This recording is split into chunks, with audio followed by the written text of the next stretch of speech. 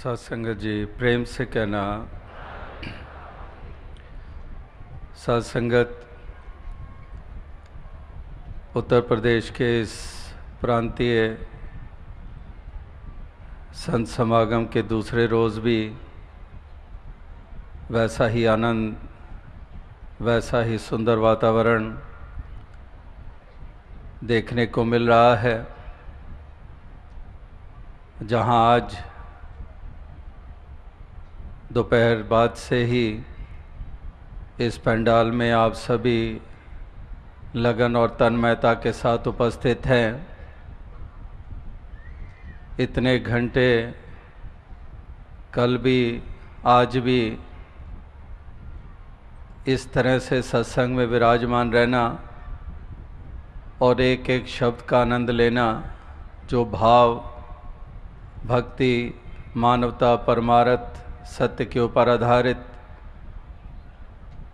पूर्वी या हिंदी भाषा में, सिंधी भाषा, अंग्रेज़ी भाषा में, उत्तराखंड उत्तरांचल की कुमाऊनी या गढ़वाली भाषा में, नेपाली भाषा में, गुजराती राजस्थानी भाषा, ये सब आज और कल आपने ये सत्संग में श्रवण की और इस तरह से तन्मयता के साथ आप सभी उपस्थित होकर अपनी भक्ति को और सुदृढ़ कर रहे थे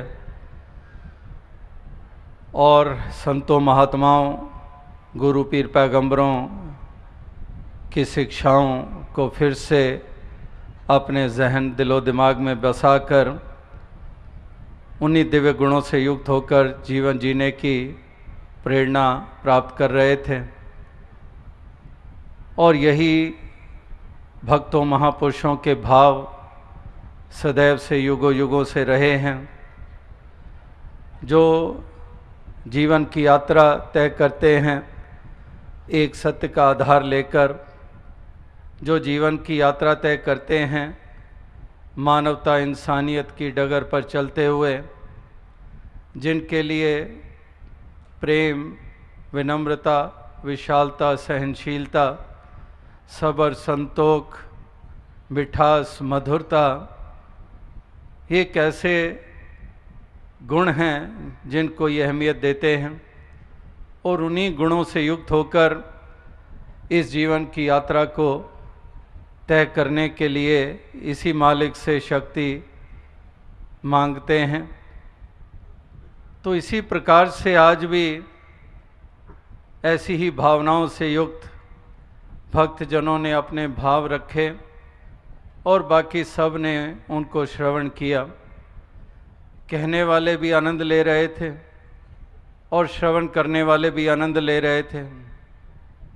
कहने और सुनने वाले इसलिए आनंद ले रहे थे क्योंकि दोनों ने एक ही आधार लिया है, दोनों के भाव एक सरीका हैं। जो अहमियत देते हैं पहलुओं को, वो कहने और सुनने वाले दोनों ही जानते कि वाकई ही यही पहलू हैं जीवन में जो महत्ता रखते हैं, वरना तो केवल इस संसार की यात्रा को हम तय कर जाते हैं लेकिन हमारे जीवन को कोई अहमियत नहीं मिलती है। इसीलिए धरती के ऊपर बोझ कह दिया जाता है, जिंदा दर गौर कह दिया जाता है कि वो जीवन जीवन कहलाने लायक ही नहीं होता जो इन दिव्य गुणों से युक्त ना होकर जो जीवन जिया जाता है। एक प्रेम नहीं है हृदय में, जैसे अंग्रेजी में अब वो कहावत दास अक्सर कहता है, if you cease to love you cease to live, loving is living. The true meaning of life is living life which is full of love, compassion, compassion for one and all. दया धर्म का मूल है, दया, compassion अंग्रेजी में कहते हैं दया को, और दया धर्म का मूल है। Compassion is the basis of religion, and if there is no compassion, what sort of religions are prevailing all over? तो इस प्रकार से ये एक ऐसे दिव्य गुण हैं जिनको भक्त, महापुरुष, संतजन अहमियत देते हैं और उन्हीं गुणों को अपनाकर इस जीवन के सफ़र को तय करते आए हैं और आज कर रहे हैं। लेकिन वो भी लाखों करोड़ों लोग इस धरती पे बसते हैं जो इन पहलुओं को जीवन में कोई स्थान नहीं देते हैं। ना दया, ना करुणा, ना प्रेम, ना स्नेह, ना विशालता, ना सहनशीलता, एक संकुचित सा भाव, एक दीवारों में बंधे हुए, एक ऐसी दीवारें खड़ी की हुई जो all the walls, all the barriers are man made barriers। परमात्मा की तरफ से नहीं, परमात्मा ने कोई दीवार नहीं बनाई। ठीक है, परमात्मा ने ये रचना अनेकता के रूप में की है ज़रूर, मालिक ने ये सारी जो रचना की है वो डाइवर्सिटी के रूप में की है अवश्य, लेकिन इसका मतलब हरगिज़ नहीं कि परमात्मा ने ये डाइवर्स सब कुछ बनाया तो परमात्मा चाहता है कि दीवारें खड़ी हों इस डाइवर्सिटी को लेके, इस अनेकता को लेके जगह जगह पर कदम कदम पर दीवारें खड़ी हों। तो मालिक ने इसलिए डाइवर्स ये सारी रचना की है। अगर चाहता तो यूनिफॉर्म ये रचना कर सकता था, अगर मालिक चाहता कि हम इस कदर दीवारों के बगैर रहें। ऐसी छोटी सोच रखने वाले भी भरे पड़े हैं इस संसार में, जो इस अनेकता की कदर करने की बजाय, अनेकता जो खूबसूरती के रूप में है, जो मालिक ने ऐसी ऐसी रचनाएं की हैं जो कि इतनी विभिन्न हैं। ये इंसानों का ही अगर वजूद ले लें, एक की शक्ल दूसरे से मिलती नहीं है, कई दफ़ा रिजेंबलेंस हो जाती है, कहते हैं कि मिलती है शक्ल, सामने से मिल जाती है, लेकिन थोड़ा सा दाएं बाएं होकर देखते हैं, कहते हैं नहीं, नाक की एक बनावट में थोड़ा सा अंतर है। तो इस तरह से किसी की आवाज़ नहीं मिलेगी, शक्ल मिल रही है। तो कितनी डाइवर्स एक इंसान के वजूद को ही देख लें, और इसके हाथों के निशान। इसीलिए कोई भी क्राइम होती है तो पुलिस डिपार्टमेंट जो इन्वेस्टिगेशन करते हैं, इन्वेस्टिगेटिंग एजेंसीज, वो इस कदर ढूंढ रहे होते हैं कि उंगलियों के निशान मिलें। एक का निशान दूसरे के साथ मिल नहीं रहा है। अगर यहीं से देख लें, ताज्जुब होता है कि परमात्मा ने कितनी डाइवर्सिटी रखी हुई है। शक्ल सूरत नहीं मिलती है, चाल नहीं मिलती है, उंगलियों के निशान नहीं मिलते हैं, और यहाँ तक कि शरीर की गंध तक नहीं मिलती है। कोई भी क्राइम होती है तो कहते हैं कि स्निफर डॉग्स उनको हरकत में ले आए हैं कि ये कुत्ता सूंघ कर ही उस दिशा की तरफ बढ़ निकलता है जिस तरफ वो क्राइम करने वाला गया है। तो कितनी डाइवर्सिटी है। ये तो केवल इंसानों की बात हो रही है। 84 लाख योनियां, कितने कितने एक जल में जन्म लेती हैं योनियां, उसी जल में जीती हैं, वही मर खप जाती हैं। कितने प्रकार के जीव जंत, ये मालिक की रचना। और फिर अगर आते हैं धरती की तरफ, धरती भी एक जैसी नहीं बनाई। बनाने को हर जगह पहाड़ी पहाड़ बना देता, लेकिन कुछ पहाड़ बना डाले, कहीं पर समुद्र बना डाले, कहीं पर रेगिस्तानी इलाके बना डाले। तो कितनी भिन्नताएं हैं। तो इस लिहाज से इंसान कदर करने की बजाय कि डाइवर्सिटी वाकई ही बहुत अहमियत रखती है, इसकी अपनी ही खूबसूरती है, लेकिन ये संकुचित मन, ये अंधकार में डूबे हुए मन, ये हमेशा ही इस वरदान को अभिशाप बनाते आए हैं। अपनी ही करतूतों, अपनी ही सोचों के कारण, अपनी ही खुदगर्जियों के कारण, अपनी ही अज्ञानता के कारण ये इसको अभिशाप का रूप देते आए हैं। एक ग्रेस और ब्लेसिंग्स को कर्स के रूप में उसको ये रूप दे देते हैं। तो यही इंसान की फितरतें ये अरसे से चलती चली आ रही हैं। और फिर अगर हम आते हैं इसी डाइवर्सिटी को देखते हैं तो कितने प्रकार के पहरावे हैं, कितनी प्रकार की भाषाएं हैं। तो कितनी भाषाओं का अंतर, कितने पहरावे भिन्न भिन्न, कितनी भाषाएं भिन्न भिन्न। तो इसी तरह से हम दुनिया संसार की तरफ देखते हैं, वहाँ पर भी कहीं स्पेनिश, कहीं लैटिन, कहीं पर फ्रेंच, कहीं डॉइच, जर्मन, इसी तरह से कितनी कितनी भाषाएं तमाम मुल्कों में हमें सुनने को मिलती हैं। और इसी तरह से अगर हिंदुस्तान के ऊपर केंद्रित हो जाएं, तो यहाँ पर भी 20 कोस के बाद कहते हैं कि भाषा बदल जाती है, एक पुट बदल जाता है, एक मेन लैंग्वेजेस और आगे कितने डायलेक्ट्स। इसी हिंदुस्तान में कितनी भिन्नताएं हैं भाषाओं को लेकर। तो वाकई ही जो बात कहने का भाव है कि भिन्नताएं तो अनेकों हैं, कितने प्रकार की हैं, लेकिन ज़रूरत है एक बीच में धागे की जो भिन्न भिन्न फूलों को पिरो डाले। जो एकता की हम बात करते हैं, अनेकता में एकता, unity in diversity. Uniformity is not possible at all. और लोग ये सोचकर, धर्म वाले, मज़हब वाले, कहीं तलवारों का जोर लगाकर, कहीं फिर फोटो का सहारा लेकर, कहीं डराकर धमकाकर, जुल्म और सितम करके यही रास्ता अख्तियार करते आए हैं कि यूनिफॉर्मिटी लानी है। जैसा पहरावा हम पहनते हैं ये भी पहने, नहीं तो मौत की घाट। जिस तरफ रुक कर हम इबादत करते हैं ये भी उसी तरफ रुक कर लें। जिस दिन को हम पावन मानते हैं ये भी उसी दिन को पावन माने। जिस पैगंबर को, जिस गुरु को, पीर को हम मानते हैं ये भी उसी को माने, इत्यादि। इस प्रकार से जो भोजन हम करते हैं बाकी भी वही भोजन स्वीकार करें।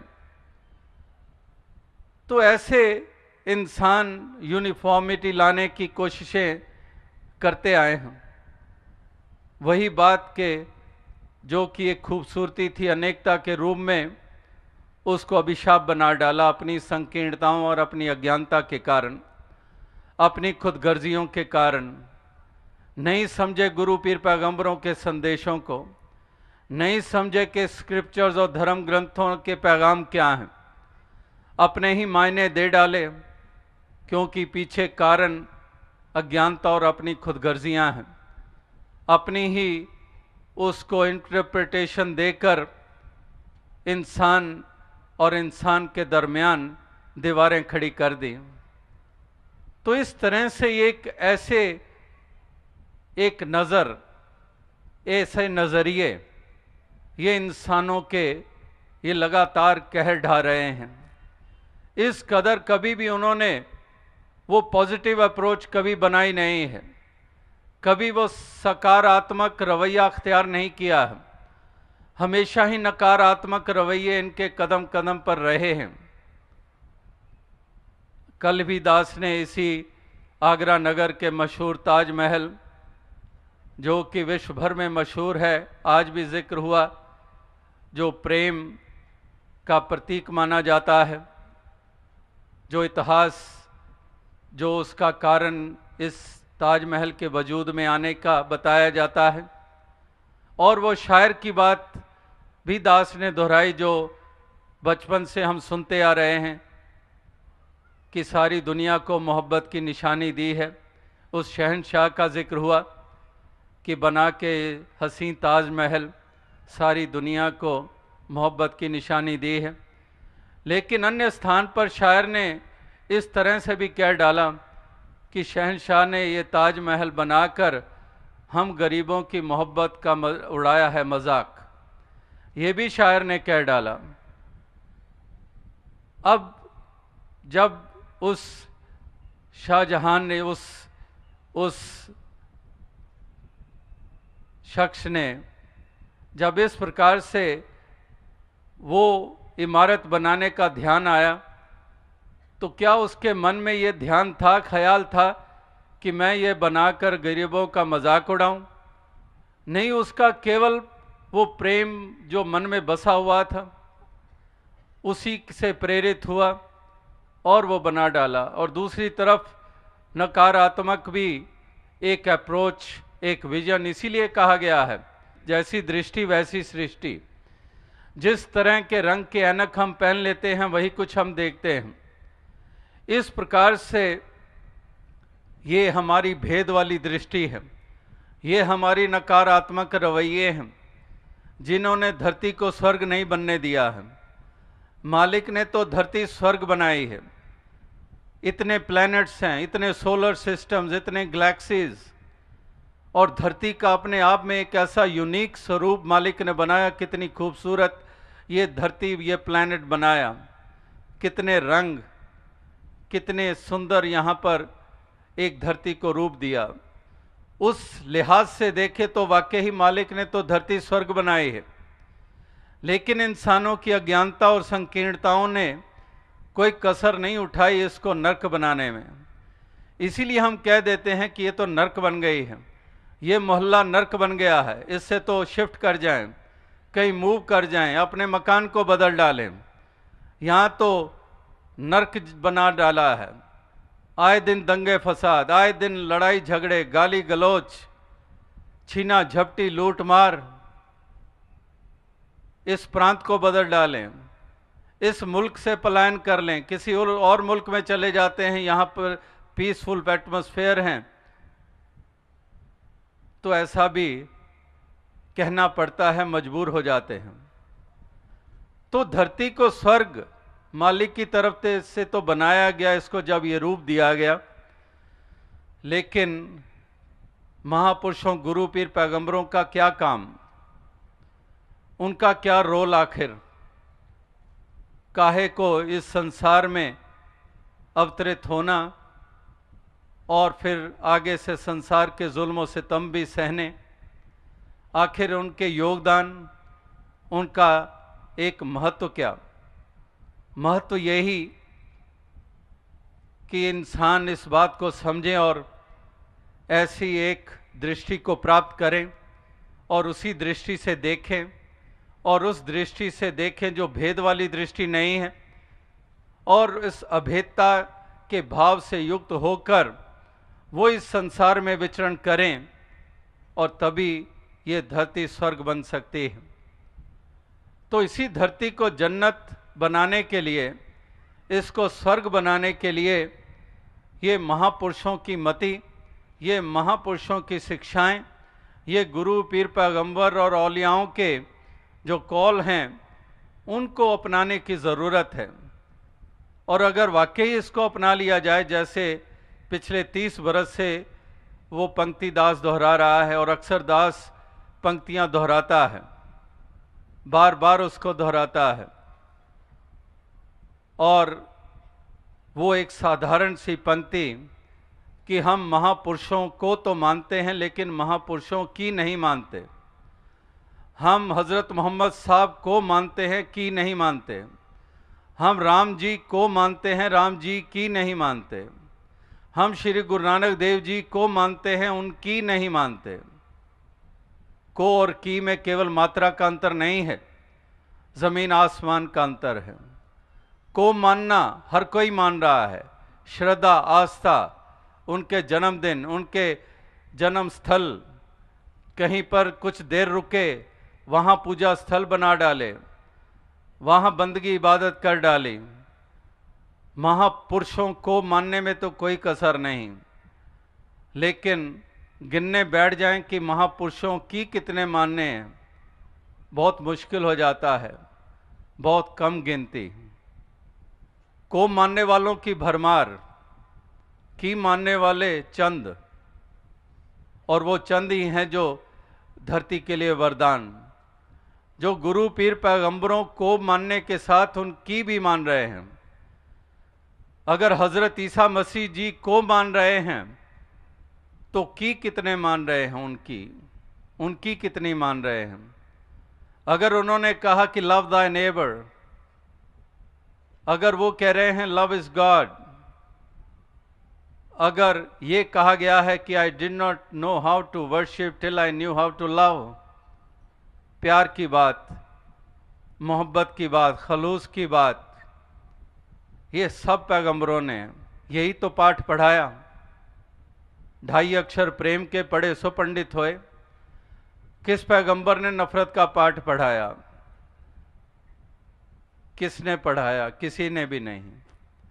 तो अगर ये पाठ पढ़ लिया गया तो सोचे तो सही कि ये पैगंबर जिसके प्रति श्रद्धा रखता हूँ उनका पाठ तो है नहीं, और अगर मैं ये पाठ पढ़ गया हूँ तो ये आखिर पढ़ाया किसने है? ये सज्जन तो हो नहीं सकता जिसने मुझे नफरत का पाठ पढ़ा डाला।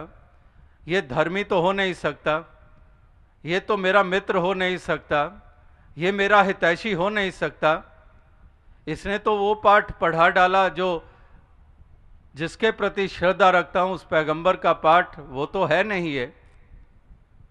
तो इतना सा भी अगर हम सोचने को तैयार नहीं तो हमारी अकल आखिर चली कहां गई है?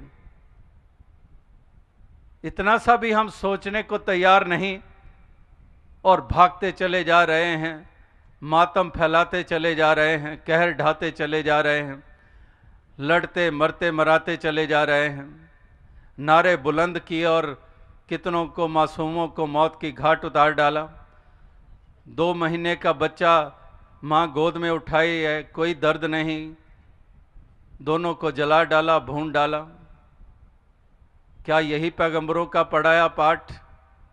वहाँ तो 2.5 अक्षर प्रेम के पढ़े सो पंडित होए, कि पोथी पढ़ पढ़ जग मुआ पंडित भया ना कोय। पोथियाँ पढ़ पढ़ कर हमने सोच लिया कि हम पंडित हो गए, हम मौलवी हो गए, हम बंदगी इबादत वाले हो गए, हम ऊंचे जाति वाले कुल वाले हो गए। ऊंचे कुल का जन्मया करनी ऊंच ना होए। ये ऊंचाइयाँ काहे की हैं? ये कौन सी हैं? ये सूझ और कैसी है? ये समझदारी कैसी है? तो यहाँ पर यही कबीर जी कहते हैं कि पोथी पढ़ पढ़ जगमुआ पंडित भया ना कोई। पोथियाँ पढ़ पढ़ के हार गए लेकिन पंडित ना बन पाए। लेकिन पंडित वो बन गया जिसने 2.5 अक्षर प्रेम के पढ़ लिए। उसने पोथियाँ नहीं पढ़ी। उससे पूछ लो, रामचरितमानस पढ़ा है? नहीं पढ़ा है। कुरान पढ़ी है? नहीं पढ़ा है। बाइबल पढ़ी है? नहीं पढ़ी है। गुरबाणी पढ़ी है? नहीं पढ़ी है। कुछ भी नहीं पढ़ा है, लेकिन प्रेम ऐसा उसका स्वभाव बन गया है, किसी से नफरत नहीं करता है, प्रेम ही करना जानता है। तो उसको हम पंडित कहें या उनको पंडित कहें जिन्होंने पोथियां तो पढ़ डाली लेकिन मन में जहर भरे हुए हैं? ये दूसरी कौम वाला, ये दूसरे मजहब वाला, ये दूसरी जाति वाला, उनको पंडित कहें या उनको पंडित कहें जिन्होंने एक भी धर्म ग्रंथ नहीं पढ़ा लेकिन प्रेम करना जानते हैं? और यही तो समझने की बात है। यही तो कुछ परिभाषाएं हैं धर्म की और मजहब की। यही तो परिभाषाएं हैं कुछ जीवन की। इन परिभाषाओं के ऊपर अगर खरे नहीं उतरे तो वही कसौटी जैसे सोने को परख देती है। अगर कसौटी, अगर सोना नहीं है तो वो भी कसौटी ने बता देना है। कसौटी ने अगर ये बताना है कि ये सोना है तो कसौटी ने ये भी बता देना है कि ये सोना नहीं है। तो इसी तरह से जो परिभाषाएं हैं इनके ऊपर खरे उतरें सभी, यानी कि जो ये दर्शाएं कि वाकई ही ये भक्त हैं, ये बंदगी वाले हैं, इबादत वाले हैं, ये प्रभु प्रेमी हैं, क्योंकि ये प्रेम करना जानते हैं, क्योंकि ये नफरत का दामन नहीं पकड़ते हैं, क्योंकि ये पगड़ी और टोपी का नाम लेकर लड़ते झगड़ते नहीं हैं, क्योंकि ये कदर करते हैं इस अनेकता की और ये मिलजुल कर रहना जानते हैं और चाहते हैं कि सभी मिलजुल कर रहें, जिसको हम मानव एकता कहते हैं, जिसको हम यूनिवर्सल ब्रदरहुड कहते हैं। तो इस प्रकार से कहने का भाव, जो एक नारा जो मिशन की तरफ से ही दिया गया था, जो एक कुछ बरस पहले जब न्यू ईयर आया तो मिशन की तरफ से जो ग्रीटिंग कार्ड्स छापी गई उनमें एक स्लोगन दिया गया, पीस नॉट पीसेस।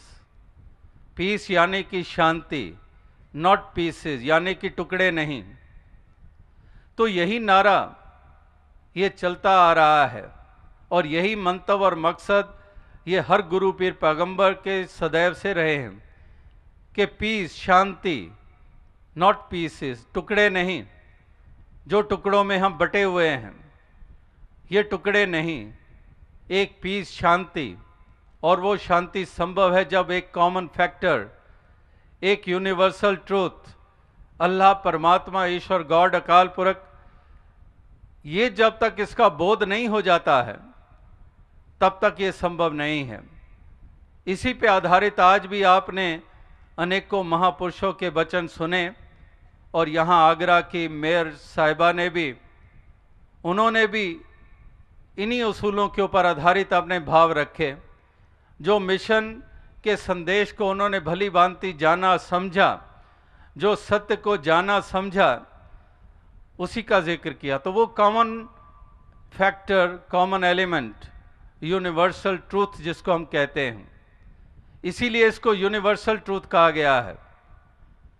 तो इस एक धागे को अगर बीच में नहीं लाएंगे तो फिर तो बिखराव ही बिखराव है।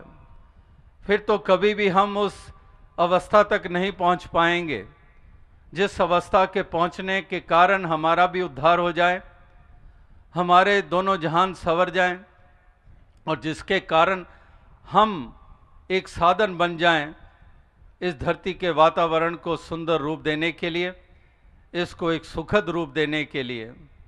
इस तरह से ये संतों महात्माओं की भावनाएं ये हमेशा से इसी के ऊपर आधारित रही हैं और इसी का ही प्रचार प्रसार करने वाले ही सच्चे मायने में वो हमारे परम हितैषी होते हैं, जो इस तरफ हमें अग्रसर करते हैं और जो हमारी भेद वाली दृष्टि बनाने में को और मजबूती देते हैं। यानी कि हमारी जड़ों में अमृत भरने की बजाय उन जड़ों में और विष घोल रहे हैं, और अगर पत्तों के ऊपर भी पानी देने की बजाय तेजाब डाल रहे हैं तो समझ जाएं वो हमारे हितैषी नहीं हैं। वो हरगिज़ हमारा पार उतारा नहीं करना चाहते हैं, वो हमें डुबोने के सामान हमें दे रहे हैं कि हम ये सामान जुटाते रहें और अपने अंत का, अपने पतन का हम भी कारण बन जाएं। तो इस तरह की नासमझियाँ ये इंसानों से हो रही हैं और इसीलिए महापुरुष कहते हैं कि ब्रह्म ज्ञानियों का संग कर लें, ऐसी संगति कर लें ताकि वाकई हमारा उद्धार हो जाए, हमें वो दृष्टि मिल जाए, एक रोशनी आ जाए हमारे जीवन में, एक समझ ऊंची हमें हासिल हो जाए, तो तब हमारा कल्याण हो जाएगा और लोक और परलोक ये दोनों ही संवर जाएंगे हमारे। तो वरना तो जिनके हाथों हम लग गए वो तो जो हमारा हश्र कर रहे हैं वो तो कर ही रहे हैं। प्यार का पाठ पढ़ाने के बजाय नफ़रत की भाषा हमें सिखा रहे हैं, नफ़रत ही हमें दे रहे हैं। और उनसे हम क्या समझते हैं कि बचाव होंगे, या ये धरती स्वर्ग बन जाएगी, या ये मुल्क मजबूत हो जाएगा, ऊंचाइयों को छू जाएगा। ये हरगिज़ संभव नहीं है। ये तो वही बात जो शायर का शेर वो भी कई दफ़ा दास ने दोहराया कि अहले दानिश को इसी बात की हैरानी है कि शहर कागज़ का शोलों की निगहबानी है। कि कागज़ का शहर हो और शोलों की निगहबानी हो, वो तो खुद ही जला डालेंगे, वो शोले ही जला डालेंगे कागज़ के शहर को, वो काहे की निगहबानी करेंगे, वो खुद ही आग हैं। तो अहले दानिश को, जो दानिशमंद होते हैं, जो सज्जन होते हैं, जो सूझवान होते हैं, वो ऐसी दशा को देखकर पीड़ा होती है उनके मन में कि आखिर ये धर्म और मज़हब वाले ये खुद शोले बने हुए हैं, तो ये तो खुद जलाने का काम करेंगे, ये काहे की निगहबानी करेंगे। चोर और कुत्ता मिल गए तो पहरा किसका होया। तो कहने का भाव यही है, कि इस प्रकार से ये बात समझने वाली है। इसलिए कहा है कि धर्म ग्रंथों को पढ़ें तो आंखें खोलकर पढ़ें, अपने दिमाग को खोलकर पढ़ें, आंखें मूंद करना चलते चले जाएं, एक भाव में ऐसे ही ना बहते चले जाएं। अवश्य ये मालिक ने हमें सोचने समझने की ताकत दी है, जो अन्य योनियों को नहीं दी है। अन्य योनियों में कुछ मात्रा तक मालिक ने दी है, कुछ एक ऐसा एक दायरा है, उसी के अंतर्गत जितनी कि इंसानों को दी है उतनी नहीं दी है। तो इसलिए मालिक ने इतनी सोचने समझने की ताकत भी दी, लेकिन फिर भी ये नादानी इंसान बार बार कदम कदम पर करता चला जाए तो वाकई ही ये बहुत अजीब सी बात महसूस होती है, और यही बहुत भारी पड़ जाती है इंसान के लिए, अगर जो बात समझने वाली है उसी को नहीं समझा। जिस हकीकत को देखने के लिए आंखें अगर खोली ही नहीं तो फिर ये इंसान के लिए भारी पड़ जाता है। तो इसलिए इंसानों को ही ये चेतावनी ये बार बार ये दी जाती है, ये जागृति दी जाती है कि इंसान इस बात को समझें और वाकई उस मार्ग पर चल निकलें, जो मार्ग मानवता का मार्ग है, जो प्रेम का मार्ग है। तो यही प्यार, यही प्रेम का जिक्र केवल कोई लैला मजनू या हीर रांझा की बात नहीं, ये केवल ताजमहल के बनने के पीछे वो प्यार की बात नहीं। ये प्यार मानव का मानव के प्रति, ये प्रेम हर किसी के प्रति, एक ये प्यार हर हृदय में घर कर जाए, ये प्रेम रोम रोम में रच जाए। प्रेम प्याला जो पिए शीस दक्षिणा दे, लोभी शीस ना दे सके नाम प्रेम का ले। ये प्रेम ऐसी धारा कि प्रेम प्रेम हर कोई कहे, प्रेम न जाने कोय, आठ पहर बहता रहे प्रेम कहाए सोए। तो इस प्रकार से प्रेम की गंगा बहाते चलो, ये बचपन से हम सुनते आ रहे हैं कि प्रेम की गंगा बहानी है। प्रेम में ही अपने रोम रोम को हमने रचा लेना है, रंगा लेना है। इस प्रकार से हम प्रेम में हो जाएं। अगर मालिक की अंश हैं तो अगर ये मालिक को ही हम प्रेम में कह रहे हैं कि love is God, if we are saying love is God, means that God is full of love, God permeates love, God is the source of love, God is the entity which we by other name which mention it as love, and we being the soul from that very over soul which is love, then why don't we make our entity as such that is love? Why don't we be recognized as love? तो इस प्रकार से अगर परमात्मा प्रेम का स्वरूप है तो उसकी अंश क्यों ना प्रेम का स्वरूप बने। तो यही तो गुरु पीर पैगंबरों की देन के इंसानों के आगे से वो पर्दा हटाया ज्ञानता का, वो जो आवरण था वो हटाया, और ऊपर ऊपर से जो फजूल का था उसको एक तरफ कर दिया और उसको अपने असली वजूद में ला खड़ा कर दिया, जो कि वाकई ही प्रभु के अंश के रूप में, जो केवल डिवाइन, जैसे अंग्रेजी में वो पंक्तिदास अक्सर कहता है कि we are not human beings having divine experience, but rather we are divine beings having human experience। कि हम ये नहीं है कि हम एक इंसान हैं, जो वो कुछ लोग ऐसे जो डिवाइन एक्सपीरियंस ले रहे हैं, rather we are basically divine beings, क्योंकि ये डिविनिटी, ये परमात्मा, ये ओवर सोल की अंश है, हम इसकी अंश हैं जो डिवाइन है, इसकी अंश हम भी डिवाइन है।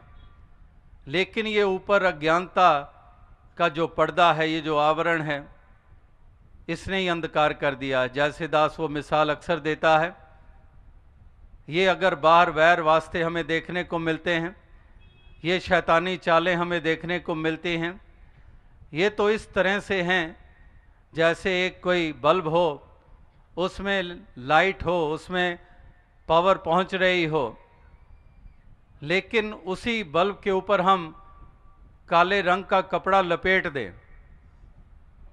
अब काले रंग का कपड़ा लपेट दिया तो बाहर क्या? अंधकार ही अंधकार। इसी मिसाल को, साधारण सी मिसाल है, इसी उदाहरण को ले लें कि वाकई हम अंश आत्मा के रूप में परमात्मा की अंश हैं, which is divine, and we part of being this divine over soul, we the souls are also divine. But this ignorance, the cloth, the black cloth of ignorance, of selfishness, that is wrapped all around. Although we are being divine, but that divinity is not being reflected by our actions, by our behaviors. So that's what has to be done. इस आवरण को हटाने की ज़रूरत है, इस पर्दे को हटाने की ज़रूरत है, और वो जो मूल रूप में जो हमारी जो अस्तित्व है असली, उसको सामने लाने की ज़रूरत है। और जिन संतों महात्माओं का हम जिक्र करते हैं, वो वही हैं जो अपने असली रूप में स्थित हो गए थे। वो चाहे कबीर जी, चाहे बुल्ले शाह जी, चाहे वो शबरी, चाहे वो हनुमान जी, चाहे वो कोई भी ऐसे रूप हों, वो वही हैं जो अपने असली रूप में स्थित हो गए थे। वही हैं जिन्होंने इस प्रकार से महक की महक चारों तरफ बिखेरी, और आज तक वो महक कायम है। तो आज जीने वालों को भी यही बात समझनी है, इसी बात को पकड़ना है। ये तमाम प्रकार की हील हुज्जतों को एक तरफ करना है, ये तमाम प्रकार की दलीलों को एक तरफ करना है। कल भी दास ने जिक्र किया कि कितने कितने हील हुज्जत करने वाले वो करते आए हैं। गौतम बुद्धा जी के सामने हील हुज्जत करने वाले, तमाम पैगंबरों के सामने हील हुज्जत करने वाले ये रहे हैं, और उसी हील हुज्जत और उसी अहम के कारण उनके हिस्से में क्या आया है? फरिश्ते तक भी ये भूल कर बैठे। जब खुदा ने जब ये इंसान का वजूद बनाया, तो ये खाक का पुतला बनाया, और जब फरिश्तों को कहा कि ये मैंने स्वरूप बनाया, इसको सिजदा करो, सब फरिश्तों ने हुक्म बजा लाए वो। लेकिन एक फरिश्ता ऐसा भी था जो ये कहने लगा कि इसको आपने खाक से बनाया और मुझे आतिश से बनाया, और मैं क्यों नतमस्तक हूँ, मैं क्यों सिजदा करूँ? तो वो भी भूल कर बैठा, और उसका नतीजा कि गया इबलीस मारा। एक सिजदे के ना करने से हज़ारों बरस सिजदे में सर मारा तो क्या मारा? हज़ारों बरस अगर फरिश्ता खुदा के आगे नतमस्तक होता रहा, लेकिन खुदा ने जिसके आगे नतमस्तक होने के लिए कहा, उसके आगे नतमस्तक ना हुआ, तो वो हज़ारों बरस बेकार चले गए। तो ये हील हुज्जतें ये पैगंबरों के साथ, और यहाँ फरिश्ते खुदा के साथ भी कर सकते हैं। ये कितनी बड़ी भूल है। ये बार बार महापुरुष अनेकों ढंगों से ये समझाते हैं। तो इस प्रकार से ये दलीलें और ये हुज्जतें ये इंसान को ये भी कारण बन जाते हैं। इंसान पिछड़ जाता है, इंसान रह जाता है। तो कोई ना रह जाए, सबका पार उतारा हो जाए, यही महापुरुष संत जन ये सदैव से ये जतन करते आए हैं, ये प्रयास करते आए हैं ताकि हर इंसान इस बात को समझ जाए और ये उभर जाए उस अवस्था से जो अवस्था एक डुबोने का कारण बनती है। ये उस अवस्था में आ जाए जो कि एक पार उतरने की वाली अवस्था है, जो यहाँ पर भी बड़ाई मिले और दरगाह में भी मोक्ष द्वार प्राप्त हो जाए। तो ये एक संतों महात्माओं के एक मंतव्य रहे हैं, ये मकसद रहे हैं। और ये उत्तर प्रदेश का प्रांतीय संत समागम जो कि यहाँ आगरा में जिसका आयोजन हुआ है, जो कि उत्तर प्रदेश और उत्तराखंड का एक मिला जुला रूप, जैसे कि अभी 2 दिनों के बाद समस्तीपुर में जो समागम वो भी बिहार और झारखंड का मिला जुला रूप, तो इसी तरह से ये भी इसी मकसद के साथ ये समागम का आयोजन इस आगरा नगर में हुआ है। और इस समागम का सुंदर रूप बना जिसमें अनेकों प्रकार की सहयोग मिले, जो प्रशासन का भी जिक्र हुआ और भी शहर के अनेकों सज्जनों ने जो शुद्ध भावनाओं के साथ युक्त होकर योगदान दिए। और इसी प्रकार से आप सभी भी लाखों की संख्या में यहाँ पर उपस्थित हुए और एक सुंदर रूप स्थान को दिया। वो सुंदर रूप कोई केवल ये शामियाना और जो लाइटों की लड़ियों के कारण नहीं कहा जा रहा, ये सुंदर रूप जो कहा जा रहा है वो है भावनाओं का सुंदर रूप, वो है प्रेम के कारण, जो श्रद्धा और भक्ति के कारण, यही तो असली सुंदरता है। तो इस सुंदरता को आगे और फैलाव देने के लिए यही प्रार्थना कि सबको दातार तौफीक दे, सबको शक्ति बख्शे, सामर्थ्य दे, ताकि यही सुंदरता धरती के हर कोने में स्थापित होती जाए